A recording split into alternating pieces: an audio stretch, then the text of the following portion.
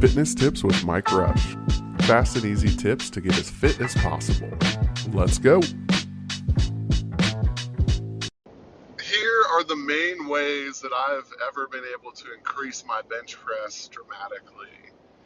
And so first of all, you really have to focus on lifting heavier than you're typically comfortable with. I mean, if you're able to do 10, 12, 15 reps, I mean, you're just simply lifting too light. So you want to be more where you're lifting in the 4 to 6, maybe 7 range. But if you're able to crank out 8, 9, 10, 11, 12 reps, you're probably just lifting a little too light. The other way is switching up between dumbbells and between flat bench press and between push-ups as well.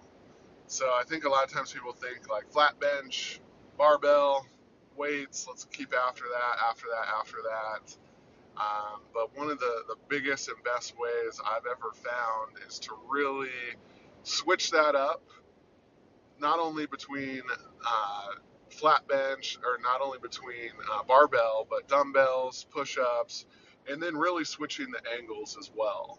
So whether you're doing incline, doing decline, with push-ups, doing wide, doing very narrow, doing knuckle push-ups, incline, decline, like really switching up the ways that you are utilizing those muscles. And I mean, you'll find right away, like if you're kind of in that consistent zone of doing barbell bench time and time again, if you switch it up to push-ups, you switch it up to dumbbells, a lot of times you'll get really sore and you'll realize there's a lot of muscles that you just aren't using. And so, yeah, those are some of the ways. And then even utilizing some different resistance bands can really help target some of those muscles. I mean, it's just a different lift. But again, with those, make sure that you're going heavier as well.